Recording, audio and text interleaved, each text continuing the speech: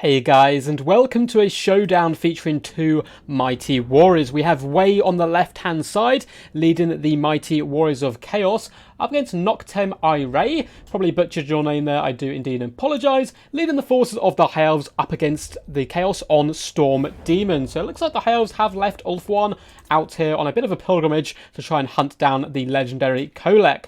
Now the reason I wanted to highlight this game today is because it's going to be a relatively defensive display from the Warriors of Chaos, something you see incredibly rarely as they're more of an aggressive rush faction. And we do have the Soul of Damnations as a good centerpiece. Now this is the Regiment of Renowned Hell Cannon, an incredibly risky pick in my humble opinion because it is very, very expensive. Now it can do huge damage across the board, lovely burst damage particularly to elite infantry, but its tracking shots allow it as well to go after characters and flying units. The problem is if it comes up against bolt throwers who are a bit more accurate, or coming up against Soul Quench from a mage or something, it can go down rather quickly and not make anywhere near its value back.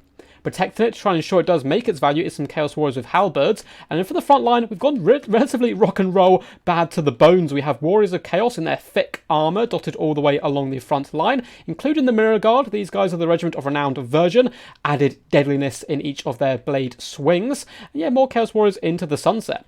We have a lovely cavalry contingent as well, triple Marauder Horsemen, who are going to be escorted by double Chaos Warhounds. And this is a combination I always mention when it comes up, is I think it's a really good idea to roll your cavalry alongside some warhounds for a little bit of protection. They can dart in, sacrifice their lives, or whip into the back line to do some extra damage. Now to fulfill the rest of the build, we do have our hero core with a Chaos Sorcerer of Shadows coming in with Melkoth's Mistafan Miasma to slow the enemy down, as well as an enfeebling foe. And then we have the mighty Kolek Suneater, the king himself, who's a very scary fellow indeed. The size of a mountain, coming in with the mighty Star Crusher, turns him into an absolute wrecking ball. Now for the forces of the High Elves here, we do have double Shadow Warriors dotted up front, which these guys can be pretty pesky. They of course have Stalk, can do some lovely damage, and a good counter tool as well to the Horsemen if they can stay out of their charge range long enough. Apart from that, it's a relatively tight formation from the High Elves. We have a ton of Silvern Guard in the front lines. These guys, particularly pesky, used to be a little bit OP, but now I think since they've been nerfed slightly, they're in a relatively decent position. Anti-large, and we'll be able to deal with the lower tiered infantry from Chaos, such as Marauders rather effectively, makes them a good utility pick here. We have triple archers in the centre pocket as well to do some nice consistent long range damage. And then a ton of cavalry. We have silver helms with shields dotted over on the flank and in the centre here. And over on the other side we have a third unit as well as the Fireborn Regiment of Renowned Dragon Princes. Bad to the bone, the elite of the elite as it comes for High Elves at least, with their flaming lances. These brave warriors once rode upon the backs of mighty dragons will now have to settle for horseback. Up in the sky, we do have an Archmage of Fire on a really awesome looking bird. I'm not sure if it's because of the lighting of this map, but it looks a little bit more fiery to me. Coming in with Arcane Conduit, Piercing Bolts of Burning. We'll be very interested to see if this goes down on the Hell Cannon and if it could destroy it. We also have Burning Head, Flaming Sword of Ruin, and Fireball. So really cool stuff. Let's get this battle underway. So for once, the Chaos actually outranged the opponent, which is certainly something rare for them. And the Hell Cannon is going to be launching some shots in, and boom, going straight for those archers, leaving a smouldering crater of blood and bone where some archers once stood. Great burst damage straight out of the gate. Now, I believe the Hell Cannon, if we have a look over it, does indeed do magic damage. So the Silvern Guard's magic resistance may help, but probably not too much, as it's just so much overwhelming firepower that there'll probably be a little bit mushy stains on the ground. Shadow Warriors have pushed up, trying to shoot at the moment into Chaos Warriors, probably just because they're on fire at will, but now they are switching to the Chaos Warhounds, which isn't a bad idea. Hunting down the kind of cheaper enemy skirmishers who are likely to threaten your back line is sometimes a good way to go, despite the fact it not being cost effective, as it will allow the archers to shine, but they're going to have to get very close here and try and force themselves upon this Hell Cannon now. You can see from the Warriors of Chaos, this is a really nice deployment situation, where the Hell Cannon is far back from the front line, so even if High Elves do break through the front line, they're going to struggle to actually get to the Hell Cannon quickly. Over here, Chaos Warriors are putting a bit of a hurt on the Silver Helms. Melkoth's Mistafan Miasma and some good Chaos Warhound play has locked them in place. Should be able to slaughter those Silver Helms and drag them down. Although it looks like the archers are now all in range, starting to rain fire down upon the enemy. But the Hell Cannon retaliating hard, butchering archers with every single volley. Horsemen have pushed up on this right-hand side, looking to do some damage to the Firebomb, who do have a nice little surround on Kolek. With Star Crusher active, yeah, they're going to want to flee as quickly as possible. And good micro from the High Elf player, he is going to be pulling back here as quick as possible. Shadow Warriors and Archers are going to be continuing to rain down fire, although the Archmage needs to get in here a little bit quicker to do some damage. Looks like we have a bit of a misclick here from the High Elf player, dropping his Firestorm a little bit kind of far away from the enemy, but unfortunately it does happen to the best of us. And the Archers are now starting to waver as well. Big Fireball coming in, although it looks like it is a swing and a miss, and things are certainly going very well for the Warriors of Chaos so far. More of the Horsemen continuing to throw those axes, drag down the Silver Helms, who want to pressure into the back line, but even if they get there, the Chaos Warriors aren't going to be budging anytime soon, particularly with the Hell Cannon continuously firing alongside them to boost that glorious morale. Chaos Warriors are now taking a bit of a pounding from the Archer fire, but they're going to be raising those thick metal shields high up in the skies. I do hear a rather nasty burning head coming down the line, but good micromanagement here from the Chaos player, pulling back and away to safety.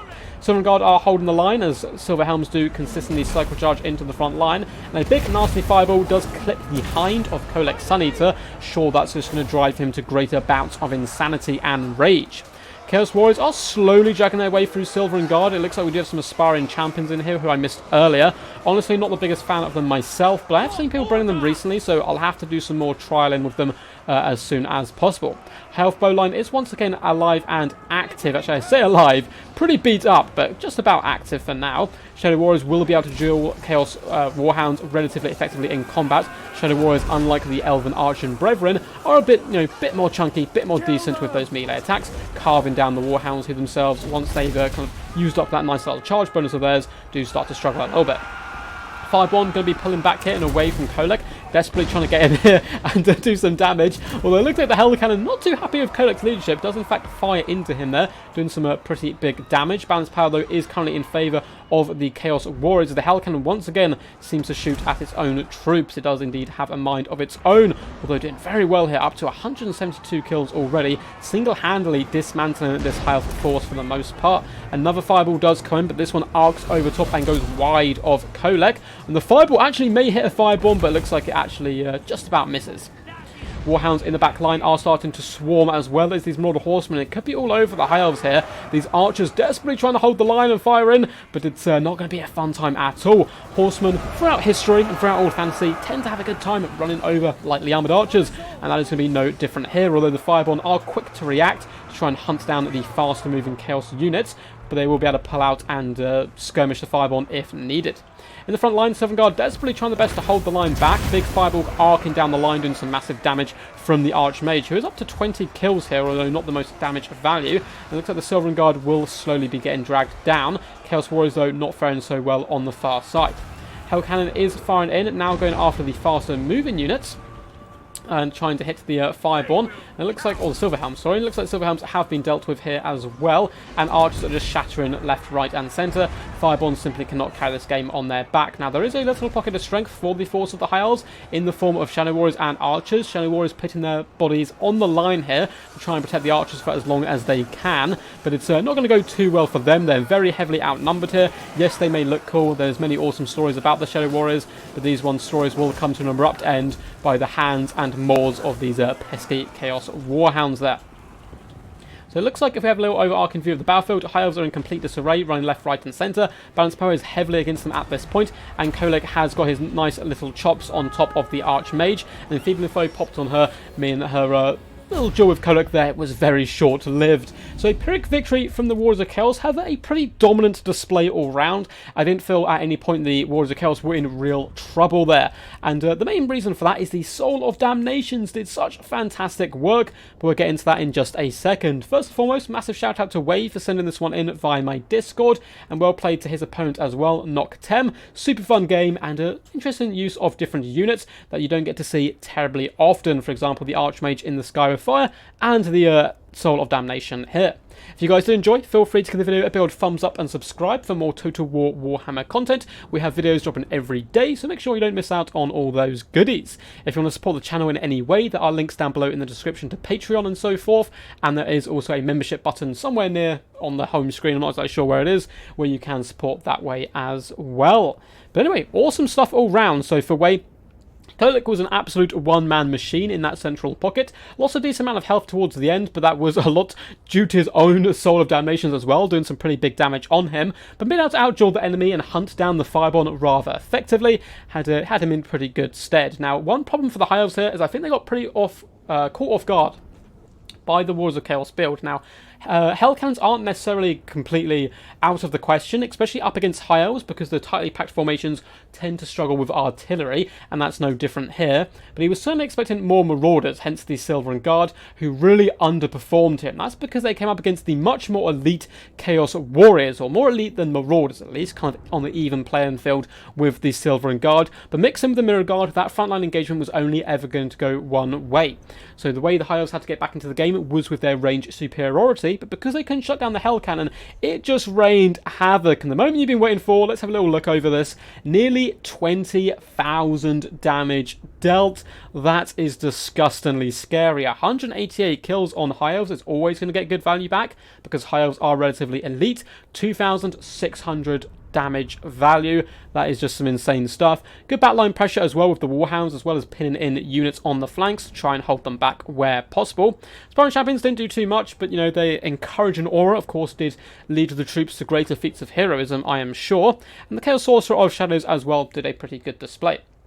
Now, yeah, for the High Elves, we've already kind of covered it for the most part. Silver and Guard unfortunately underperformed, and then their long-range units really got punished quite badly from the Hell Cannon. So they need to whip around and try and shut it down where possible with a mixture of Silver Helms and Firebomb. And unfortunately as well, the Archmage seemed to miss that big overcast, like a misclick with the Flamestorm, which does happen to everyone, but I'd be really interested to see if that Flamestorm upgraded had come down onto the Halberds and the Hell Cannon. Could it have blown it up and kind of instantly taken away that advantage the Warriors of Chaos had, pinning it firmly back in the favour of the High Elves, something I'll have to try out in the future.